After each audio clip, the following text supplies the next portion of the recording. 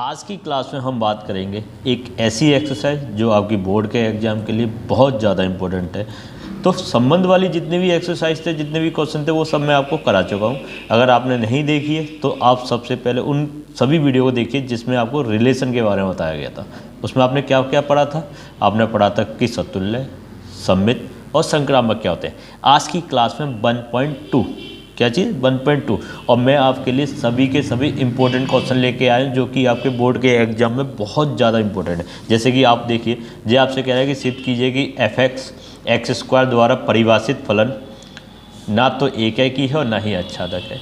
और ये आपका 19 में आया, 20 में आया, 22 में आया है, ठीक है। और किस बुक का है? NCERT solve example. और भी देखते हैं, मैं आपको दिखा देता हूँ। पहले ये आपको पता होना चाहिए कि आप पढ़ क्या रहे हैं, कि ये वाला एक क्वेश्चन है NCERT का, ये वेरी मोस्ट इंपॉर्टेंट है। इसमें आपको बताना है एकाकी आच्छादक, एकाकी आच्छादक, और आपको बताना है कि औचित्य भी बताइए, मतलब आपको इसको प्रूव भी करना है कि भैया कि जस्टिफाई अपने आंसर को क्या करना है, आपको जस्टिफाई करना है। केस 1 और केस 2 देखिए, मैं एक एग्जाम्पल लिया है, इसमें भी आपको यही बताना है कि एकाकी आच्छादक दोनों हैं, ठीक है। ये NCERT के एग्जाम्पल हैं, ठीक। ये एक क्वेश्चन आपको ये वाला दिया, ये भी NCERT का ही है। इसमें भी आपको क्या बताना है, एकाकी आच्छादक है, ठीक। आज की क्लास में हम ये सब पढ़ेंगे। ये भी देखो 19 और 20 में आया हुआ है, ठीक। तो सभी क्वेश्चन को हम एक ही क्लास में ख़त्म करेंगे। और भी क्वेश्चन है, जैसे कि इसमें देखिए आप 2019 में आया, 20 में आया है, ठीक है। और भी बहुत से क्वेश्चन इसमें आज की क्लास में कराए जाएंगे। बस आप मेहनत से इस क्लास को, पूरी क्लास को देखिए, है ना, पूरी क्लास को देखिए भाई। जब तक सभी क्वेश्चन कराए जाएंगे, बस आप क्लास के अंत तक बने रहिए, ठीक है। तो अब देखो, आपने एक चीज़ यहाँ पर नोट करी होगी कि एकाकी क्या है और आच्छादक क्या है। जिन्होंने पहले कभी पढ़ा है किसी कोचिंग में या किसी ट्यूशन में या किसी ऑनलाइन प्लेटफॉर्म पे आपने कहीं भी पढ़ा है तो आपको नॉलेज होगी। लेकिन जो बच्चे कभी भी नहीं पढ़े इसको और सीधे पेपर में करना चाह रहे हैं, तो भाई उसके लिए आप सबसे पहले इस वीडियो को बड़ा ध्यान से देखिएगा, क्योंकि मैं आपको पहले थोड़ा बेसिक बताऊंगा, देन उसके बाद इन सभी क्वेश्चन को कराए जाएंगे, ठीक है। अब बेसिक पर काम करते हैं, क्या एकाकी होता है और क्या आच्छादक होता है, ठीक है। अब देखो, मैं आपको बताता हूँ पहले इसकी थोड़ा सा बेसिक, क्या बताता हूँ, थोड़ा सा बेसिक। देखो, आपसे बात हो रही है फलन। अगर मैं आपसे कहूँ फलन के टाइप क्या है, तो आप में से सर इसके 2 टाइप होते हैं फलन। यहाँ पर इंग्लिश में अगर हम लिखेंगे तो लिखेंगे फंक्शन, है ना। नंबर 1 आप कहोगे सर, नंबर 1 होता है अंतक्षेपी। क्या होता है? अंतक्षेपी। अगर इंग्लिश में बात करूँगा तो इसको बोलते हैं इनटू। और एक होता है ऑनटू, उसको बोलते हैं या तो आच्छादक भी बोल दीजिए या फिर आच्छादी बोल दीजिए, है ना। कहीं कहीं आपको आच्छादी भी देखने को मिलेगा। इंग्लिश में इसको क्या बोलते हैं?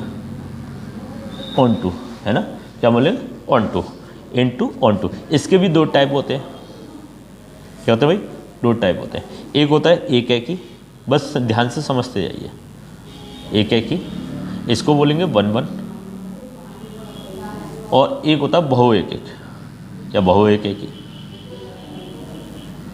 बहुएकाकी, ठीक है। इसको बोलेंगे मैनी वन। क्या बोलेंगे भाई?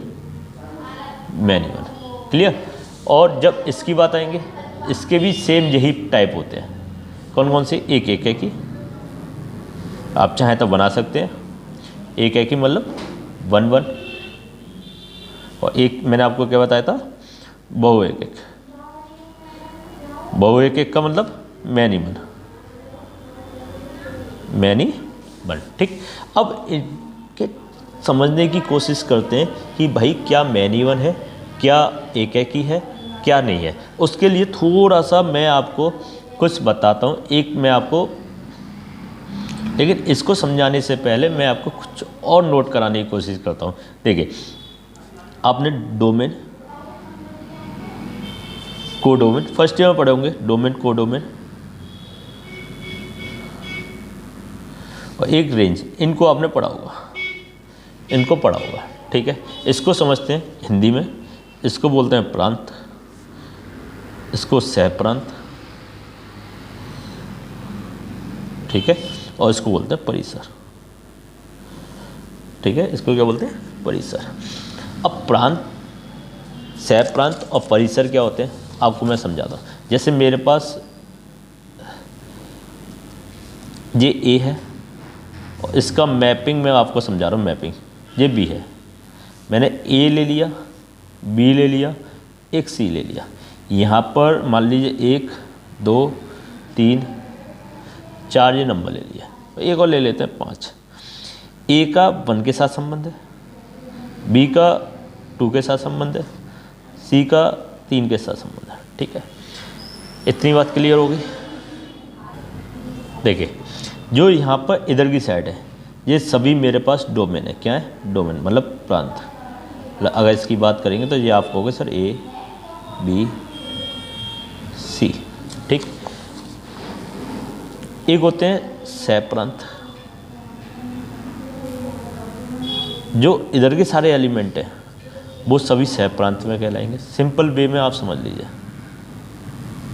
और जो रेंज है मतलब परिसर, जिसको पे एरो आया है 1 2 3, ये सब क्या कहलाएंगे? रेंज कहलाएंगे। ठीक है, अगर इसको ये आप समझ में आ गए तो आप समझ जाएंगे कि भाई ये सब चीज़ जो हमने मैपिंग की है ये पूरा क्या चीज़ है। ठीक है, अब इसको 1 बाय 1 समझने की कोशिश करते हैं कि अंतक्षेपी क्या होता है, आच्छादी क्या होता है और एक एकी क्या होता है, बहु एक क्या है। सबसे पहले आप ये समझेंगे कि अंतक्षेपी और आच्छादी में अंतर क्या है ना। तो अब मैं आपको एक फिगर बना रहा हूँ, फिगर 1। ठीक, फिगर 1 यहाँ पे दिया 1 2 3 और यहाँ पे दे दिए A B C and D, है ना। इसके साथ यहाँ कोई संबंध, ये ए है मान लीजिए और ये बी है और इनके साथ एक रिलेशन दिया है, वो हमारे पास प्रतिचित्र फलन का काम कर रहा है। ठीक, इतनी बात ठीक। इसका इसके साथ संबंध, इसका इसके साथ संबंध, इसका इसके साथ संबंध। अब ध्यान से समझना, मैं आपसे क्या कहना चाह रहा हूँ कि इसके जो ए के जितने भी एलिमेंट है उसका मैपिंग बी के एवरी एलिमेंट से बन रही है, लेकिन यहाँ पे डी बच रहा है ना। इसका एक का एक के साथ रिलेशन बनना, बी का मतलब एक का ए के साथ, बी का बी के, 2 का बी के साथ, 3 का सी के साथ। लेकिन यहाँ पर मेरा एलिमेंट बच रहा है। अगर मेरे पास यहाँ एलिमेंट बच जाए वो कहलाएगा हमारा अंतक्षेपी। क्या कहलाएगा? अंतक्षेपी। अगर मेरे पास एलिमेंट नहीं बचे मतलब ये डी नहीं होता तो वो क्या कहलाएगा? आच्छादक। ठीक है भाई, मतलब आच्छादक की अगर मैं बात करूँगा तो आप कहोगे सर अगर ऐसे होता 1 2 3, ध्यान से समझना मेरी बात को, ए बी सी ऐसे होता, ये क्या कहलाता हमारा? अंतक्षेपी। और ये क्या कहलाएगा? आच्छादी। ठीक है, तो 2 चीज़ में क्लियर हो गया कि भैया अंतक्षेपी क्या होता है और आच्छादी क्या होता है। ये बात क्लियर हो गया क्या कि अगर यहाँ पर एलिमेंट बचता है यहाँ पर तो हमारा अंतक्षेपी और नहीं बचता आच्छादी। तो फाइनली अगर आच्छादी की बात हो रही है तो एक चीज़ क्लियर हो रही है कि अगर कोडोमेन मतलब सह प्रांत की वैल्यू परिसर के बराबर आ जाए, मतलब किसके बराबर आ जाए? रेंज के बराबर आ जाए, तो आप कहोगे सर ये हमारा आच्छादी है। ठीक है, यहाँ क्लियर बात हो गई। अब बात करते हैं कि भाई एक एक की बहु एक एक मतलब मैनी 1 1 1 ऐसी यहाँ पर ये क्या मतलब है। अब जो एग्जाम्पल मैंने आपको बताए हैं दोनों, ये एग्जाम्पल है 1 1 के। किसके? 1 1 के। तो एक के साथ एक का संबंध जा रहा है, तो ये कौन सा हो गया हमारा? एक एक ही अंतक्षेपी, एक एक ही अंतक्षेपी। इसका भी एक के साथ एक एलिमेंट जा रहा है, तो ये हमारा क्या हो गया? एक एक ही आच्छादी। अब बहु एक एक ही आच्छादी का मतलब समझ ले रहे हैं कि 2 फिगर मैंने और बनाए, 1 2 ए बी, मान लिया 1 2 3 ए बी सी डी, इसका इसके साथ संबंध है और इसका भी इसके साथ संबंध है और इसका इसके साथ संबंध है। ठीक है, यहाँ पर 2 का संबंध किसी ए से बन रहा है ना। तो हमारे पास एलिमेंट तो बच रहे हैं, तो हमारा ये क्या हो जाएगा? बहु हो जाएगा भाई, ये बहु एक एक क्या कहलाएगा? आच्छादी। क्या कहलाएगा? बहु एक एक अंतक्षेपी। क्या कहलाएगा? अंतक्षेपी। एक और मैं आपको बनाता हूँ, मान लो एक और बना दिया, ये ए है, ये बी है, 1 2 1 ए बी है ना, और यहाँ पर 3 मान लिया, इसका इसके साथ संबंध, इसका इसके साथ संबंध, और इसका इसके साथ संबंध। क्या यहाँ पर कुछ बच रहा है? जब कुछ नहीं बचता तो हमारा क्या होता है? जब कुछ नहीं बचता तो हमारा क्या होता है? अच्छादी। क्या कहता है? अच्छादी। और ये कैसा हो गया? Many one. क्या हो गया? मैनी वन मतलब बहु एक एकी, बहु एक एक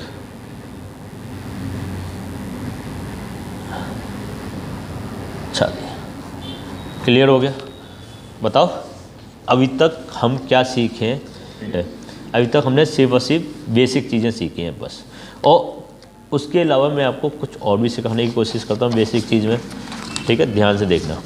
जो हमारी बात हो रही थी जस्टिफाई की, किसकी बात हो रही थी? जस्टिफाई की।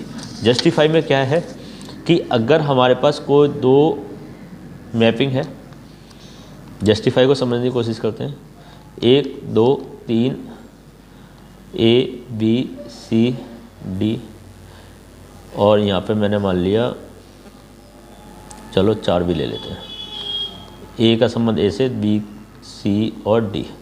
ठीक, यहाँ के एवरी एलिमेंट का रिलेशन बी के किसी न किसी एलिमेंट में आपसे मिल रहा है। तो यहाँ पर हम अगर ये प्रूव कर दें fx1 की वैल्यू fx2, मतलब जो फंक्शन है वो fx1 बराबर fx2 है, और यहाँ से ये प्रूव हो जाए कि जो एवरी एलिमेंट, मतलब यहाँ का जो एलिमेंट है और यहाँ के एवरी एलिमेंट के बराबर है ना। तो देखो एक का एक के साथ, बी का एक के साथ, अगर ऐसा हो गया तो हम कह देंगे ये हमारा क्या है? 1 1। क्या ये जस्टिफाई किसके लिए कर रहे हैं हम? 1 1 के लिए।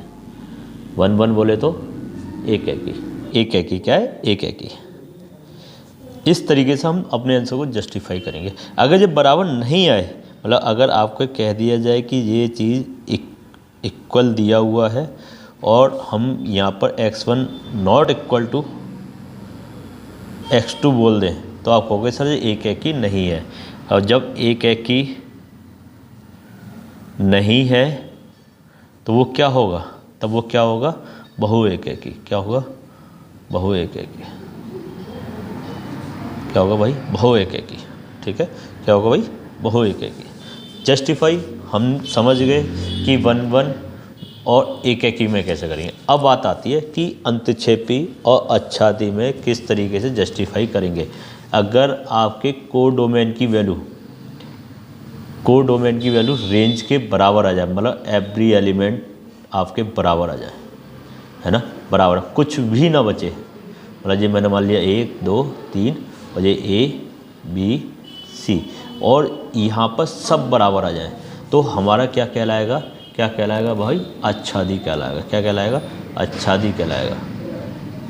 कब कहलाएगा? जब कोडोमेन की वैल्यू, सह प्रांत की वैल्यू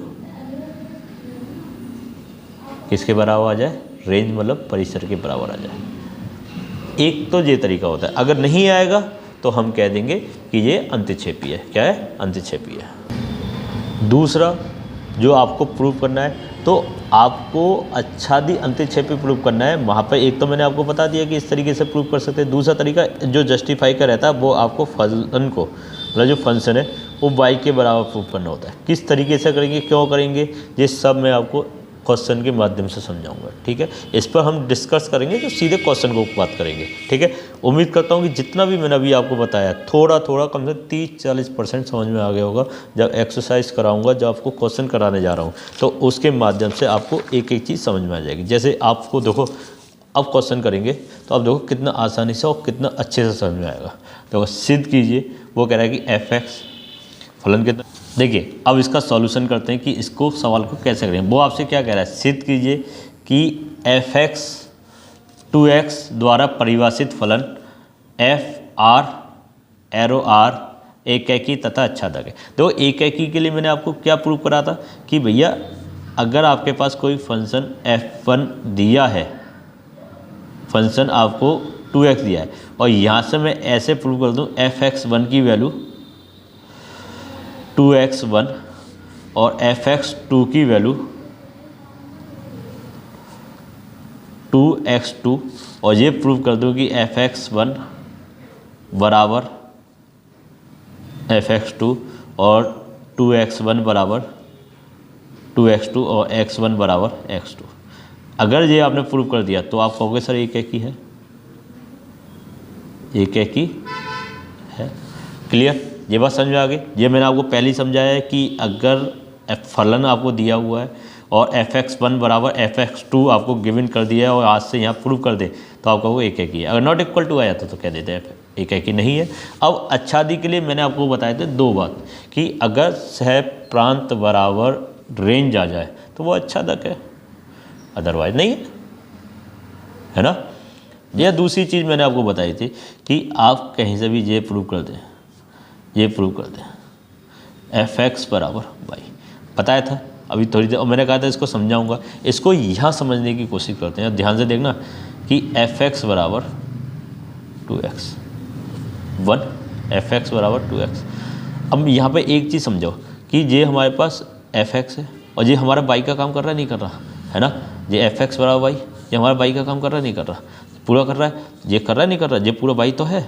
तो मैं fx ही है, आपको स्टेप याद करनी है कि fx ही है क्या रखना है, y रखना है, ठीक है। और यहाँ से x की वैल्यू निकालनी है y/2, ठीक है।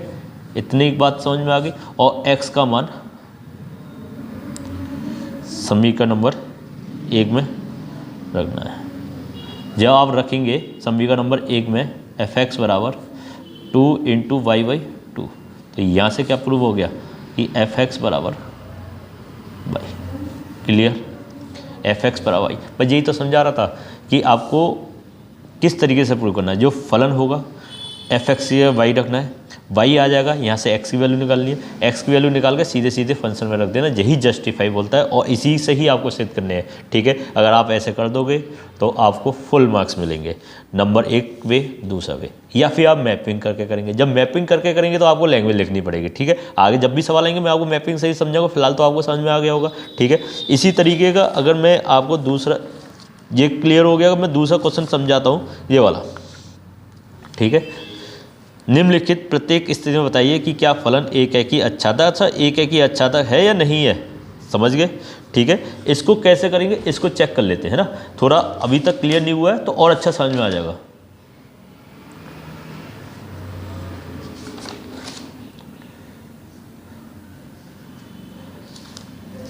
अभी तक क्लियर नहीं हुआ और समझ में आ जाएगा, बहुत अच्छे से समझ में आ जाएगा। जैसे कि मैं पहला पार्ट ले रहा हूँ, कौन सा पार्ट ले रहा हूँ, पहला पार्ट ले रहा हूँ, ठीक। कि यहाँ पे क्या दिया हुआ है fx बराबर 3 - 4x। मुझे ये प्रूव करना है कि एक एक ही है या नहीं है। तो मैंने आपको क्या बताया कि आप क्या करो fx1 तो 3 4 - x1, ठीक है। ये तो करोगे भाई, यही बात होगी। फिर मैंने कहा कि fx2 की वैल्यू निकालो तो आपको सर 3 - 4x2, अब मैंने कहा बराबर रख दीजिए। इससे हमारा ये प्रूव हो जाएगा एक एक ही है या नहीं है, एक एक ही है या नहीं है। तो 3 - 4x1 बराबर 3 - 4x2, 3 से 3 कैंसिल, -4x1 से 4x2, 4 से 4 माइनस से माइनस, x1 बराबर x2। यहाँ से क्या प्रूव कर दिया आपने, एक एक ही है। अब किसकी बात आएगी कि क्या ये अच्छादी है या नहीं। इसके लिए मैंने आपको क्या बताया कि आपको क्या प्रूव करना है, fx बराबर y, fx बराबर y। तो उसके लिए जो भी आपके पास दिया है fx 3 - 4x, fx को क्या मानेंगे y। ये स्टेप ही अच्छे से आप माइंड में सेट कर लीजिए,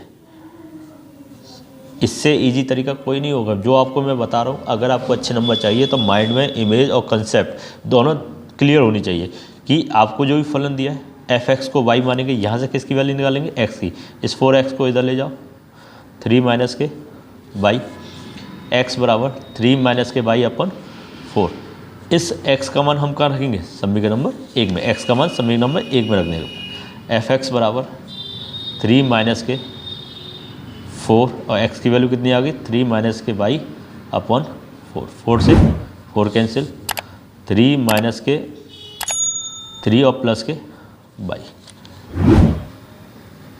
3 से 3 कैंसिल। सवाल में टाइम नहीं लगेगा आपको, तो आप यहाँ पे क्या प्रूव कर दोगे कि फलन हमारा क्या है, कि बताओ फलन हमारा क्या है, अच्छादी भी है।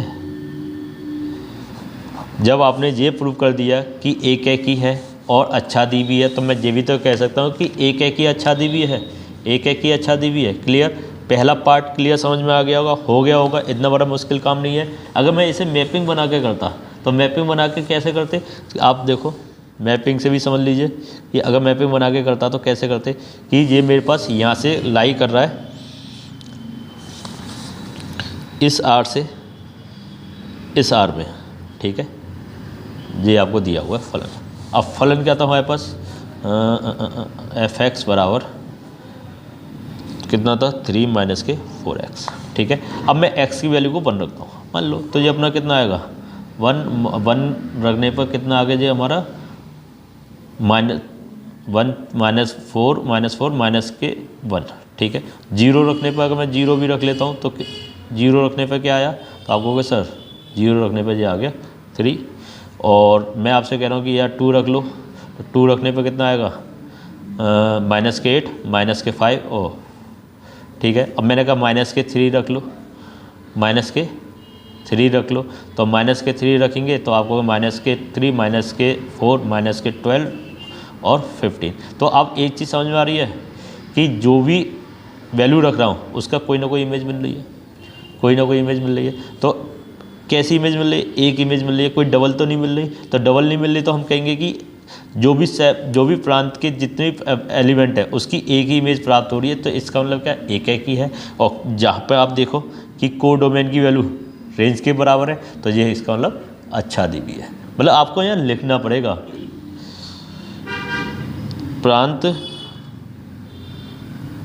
अवयव की एक विशेष इमेज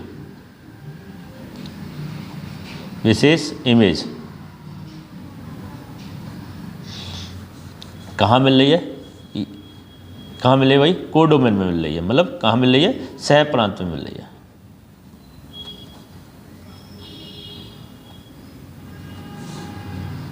अतः फलन एक एक ही है तथा सह प्रांत तथा परिसर के अवयव बराबर हैं, अतः अच्छा दी भी है। ठीक है, राइटिंग में मत जाइएगा, राइटिंग में मत जाइए, ठीक है। तो आपको ये चीज़ लिखनी पड़ेगी, लेकिन ये चीज़ आपका बचाव कर सकती है, नंबर नहीं दिलाएगी। मैं आपको फिर कह रहा हूँ ये सिर्फ आपका बचाव कर सकती है कि मान लीजिए कोई क्वेश्चन 4 नंबर का तो आपको 2 नंबर दे देंगे, 3 नंबर का तो 1 नंबर दे देंगे, फुल मार्क्स नहीं मिलेंगे। फुल मार्क्स कहाँ से मिलेंगे, जो इसका प्रॉपर वे है। क्या है, प्रॉपर वे है। अगर आप ऐसे कर रहे हो तो आपको फुल मार्क्स मिलेंगे, ठीक है। अब इसका सेकंड पार्ट देखते हैं कि 1 + x²। क्या आप ये कर लोगे खुद, बताओ, क्या आप कर लोगे इसको, इस वाले को? एक बार चलो मैं ही करके बता देता हूँ कि भैया क्या इसको सेकंड वाले पार्ट को आप कर पाओगे या नहीं। f(x) बराबर 1 + x², f(x) बराबर 1 + x², बताओ, f(x) बराबर 1 + x², ठीक। तो यहाँ पर मैं ऐसे ही तो कहूँगा f(x1) की वैल्यू 1 + x1 का स्क्वायर, बताओ। तो यहाँ पर f(x2) की वैल्यू 1 + s2 का होल स्क्वायर। मैंने क्या कहूँगा, इनको बराबर रख दो यार। जब इनको बराबर रख दोगे और यहाँ से अगर ये आप प्रूव कर देते हो 1 से 1 कैंसिल, x1² बराबर x2², तो यहाँ हम कह सकते हैं x1 की वैल्यू s2 के बराबर आ गई। जब ये बराबर आ गई तो आप क्या कह दोगे, फंक्शन क्या है हमारे पास, फंक्शन क्या है 1 1, मतलब क्या है जी, एक है कि, ठीक। अब हमें क्या प्रूव करना है कि f(x) बराबर, यही तो प्रूव करना है। तो उसके लिए हमें क्या दिया हुआ, f(x) की वैल्यू 1 + x², ठीक। मैंने आपको क्या था, यहाँ y मानी है, यहाँ से किसकी वैल्यू निकाल दीजिए, x की वैल्यू निकालेंगे तो क्या आएगा, y - 1 बराबर x², और x बराबर y - 1 की पावर 1/2। अब मैंने कहा इस x का मान समीकरण नंबर 1 में रख दो। है ना, ये तो 1 फ्रॉम 1। तो एफ एक्स बराबर 1 प्लस एक्स की वैल्यू कितनी, यही तो दी है, बाई -1 की पावर 1/2, तो स्क्वायर है, तो यह स्क्वायर लगाऊंगा। इस 2 से इस 2 का कैंसिल, बचा गया 1 प्लस बाई -1, तो एफ एक्स बराबर 1 से 1 कैंसिल बाई, ये क्या निकल के आ गया, क्या निकल के आ गया, आच्छादी भी आ गया, है ना, आच्छादी भी आ गया। तो आपने दोनों पार्ट कर लिए, बहुत ज़्यादा इंपॉर्टेंट है ये दोनों पार्ट, बहुत ज़्यादा इंपॉर्टेंट है ये दोनों पार्ट, क्या है, बहुत ज़्यादा इंपॉर्टेंट है। क्लियर। उम्मीद करता हूँ कि अभी तक आपको 2 सवाल होता है, दोनों समझ में आ गए होंगे और आपको ये भी समझ में आ रहा होगा क्या आच्छादी है, क्या आच्छादक है, कि अगर आपको मैपिंग क्लियर नहीं हो पा रही तो आप विदाउट मैपिंग भी सवाल कर सकते हैं। इतनी बात समझ में आ गई। अगर मैपिंग भी क्लियर नहीं आ रही तो आप विदाउट मैपिंग के भी सवाल कर सकते हैं। ठीक है, अब एक और क्वेश्चन देखते हैं, इस वाले को देखते हैं।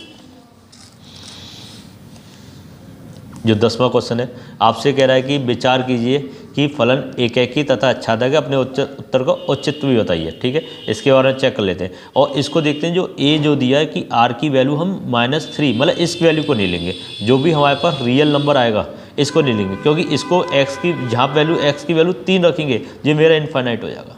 क्या हो जाएगा, इन्फाइनाइट हो जाएगा, तो इसलिए इसको नहीं लेंगे। ठीक है, इतनी बात क्लियर होगी। अब वो कह रहा है कि भाई बी में जो लेंगे माइनस का 1 नहीं लेंगे, बस ये 2 चीज़ को ध्यान रखना है कि हमें ना तो -3 लेने और ना ही हमें इसको लेने। इसको एक बार चेक कर लेते हैं कि आखिर हम करेंगे कैसे, है ना। विदाउट मैपिंग करेंगे, हमें समझने वाली बात है कि हमें कैसे करना है कि भाई हमारे पास क्या है, फंक्शन दिया हुआ है x - 2 x + 3, बहुत बार आया और हो सकता है आपको बोर्ड में ही आ जाए ये वाला क्वेश्चन। ठीक है, तो एफ एक्स 1 की वैल्यू,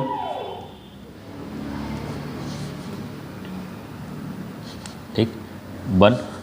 ऐसी 2 के लिए देखेंगे एफ एक्स 2,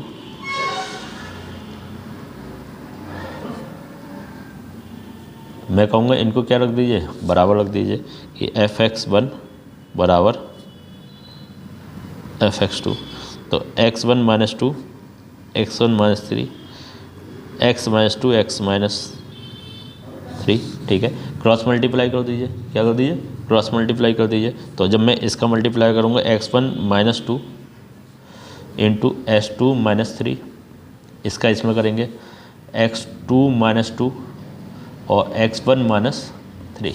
जब मल्टीप्लाई करके देखो x1 into x2, x1 into x2 minus के 3x1 माइनस के 2x2 और माइनस माइनस प्लस 6। ऐसे इसको देखो h2x1, ठीक है, h2x1, इसका इसमें करा माइनस के 3x2 और माइनस के 2x1 और प्लस के 6।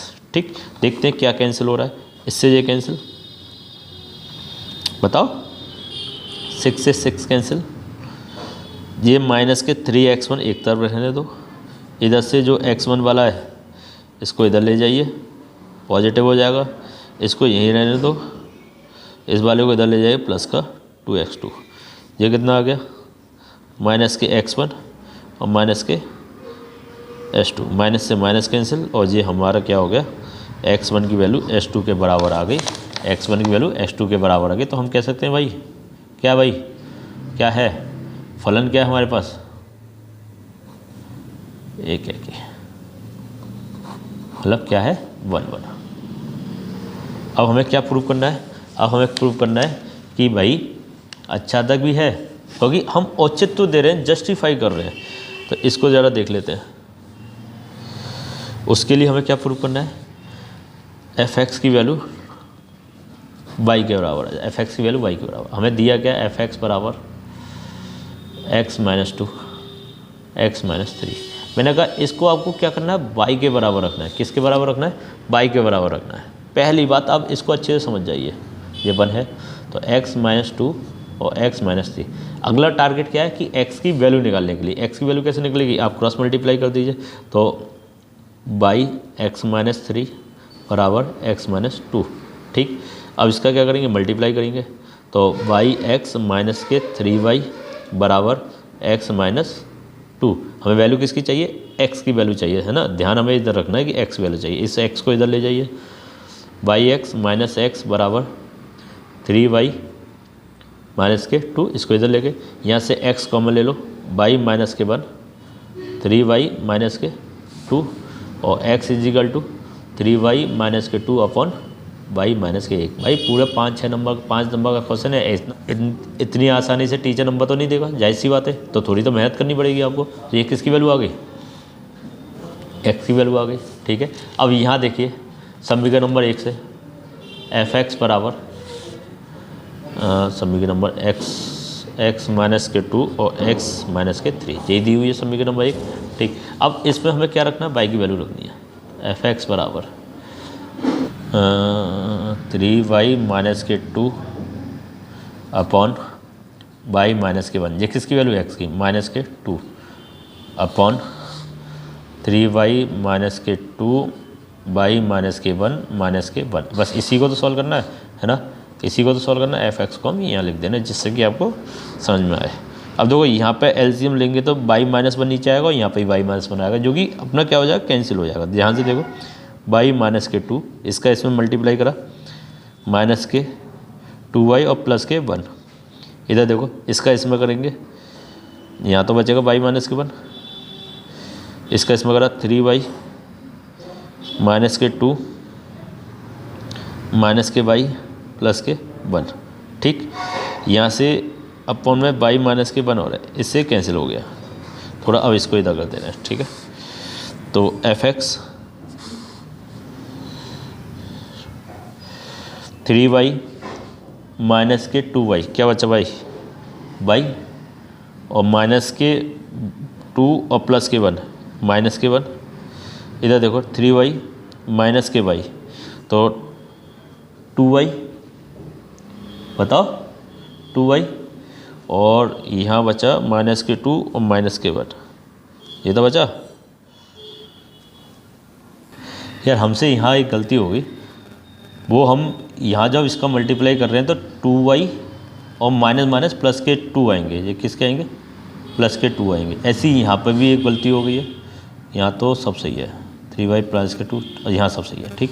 तो यहाँ पर हम देखेंगे कि 2 से 2 कैंसिल हो जाएगा और 3y में माइनस 2y बचेंगे, 3y पूरा लिख देना, 3y माइनस के 2y, और यहाँ पर 3y माइनस के 2 और माइनस के y, ये जो आपका 1 है ना वो आपका 3 है यहाँ पर, ये कैलकुलेशन मिस्टेक, ठीक है। तो जब मैं इसका इसमें मल्टीप्लाई करूँगा तो ये अपना आ जाएगा माइनस के 3y और ये अपना आ जाएगा माइनस माइनस प्लस के 3, ठीक है।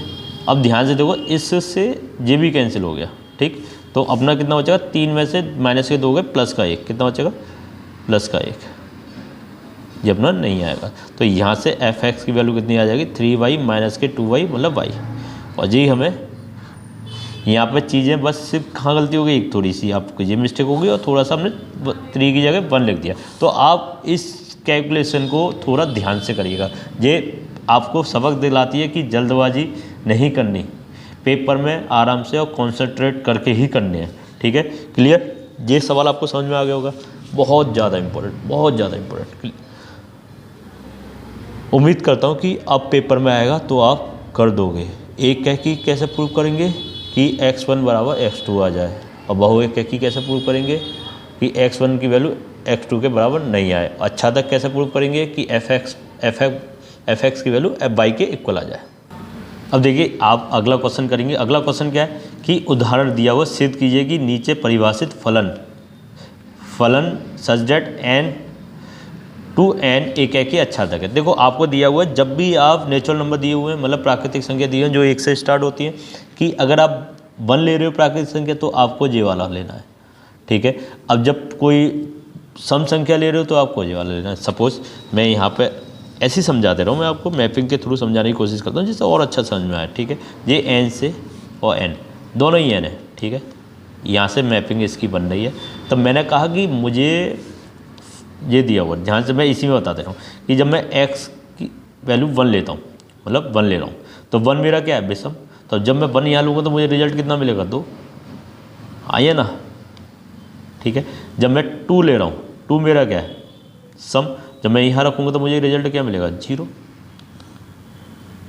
ठीक है, क्या मिलेगा, 0।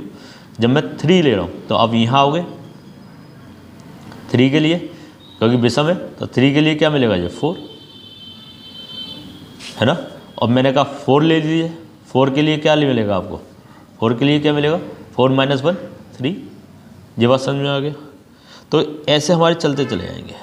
तो यहाँ से हम एक बात क्लियर है कि जितने भी सह प्रांत के उसके एक यूनिक इमेज बन रही है, क्या बन रही है, यूनिक इमेज बन रही है। डोमेन के जितने भी एलिमेंट है उसकी एक यूनिक इमेज बन रही है। तो हम तो ये तो कह सकते हैं कि भैया ये एक ही है, एक ही है। और यहाँ ये भी कह सकते हैं कि भाई एक ही है, क्यों, क्योंकि यूनिक इमेज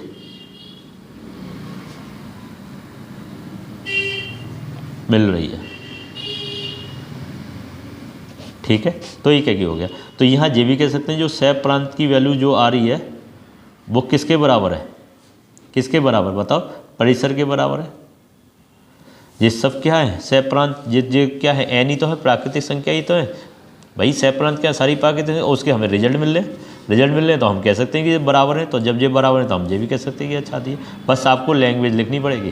जो लैंग्वेज लिखना मैंने आपको बता ही दिया था। 1 नंबर का क्वेश्चन आएगा। आप उम्मीद कर रहा हूँ कि आपको मैपिंग भी समझ में आ रही है और आपको वो भी समझ में आ रहा है, ठीक है। इस एक्सरसाइज को समझाने के लिए मैंने आपको 4-5 क्वेश्चन यहाँ करा दिए और 1.1 के भी मैंने आपको करा दिए। उम्मीद करता हूँ कि आपको इस एक क्लास के माध्यम से आप कम से कम ये तो प्रूव कर दोगे कि एक की और अच्छादी किस तरीके से सॉल्व किया जाता है। पहला चैप्टर मेरी तरफ से फाइनल रिवीजन ख़त्म।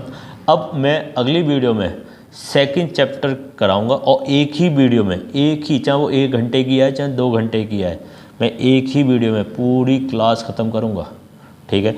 तो आप लगे रहिए, मेहनत करते रहिए और वीडियो को ज़्यादा से ज़्यादा शेयर करिए, क्योंकि जितनी ज़्यादा शेयर करोगे उतना ही तो मज़ा आएगा, ठीक है। अगली वीडियो के साथ फिर मुलाकात करेंगे। जब तक के लिए हंसते रहिए, मुस्कुराते रहिए और वीडियो देखते रहिए।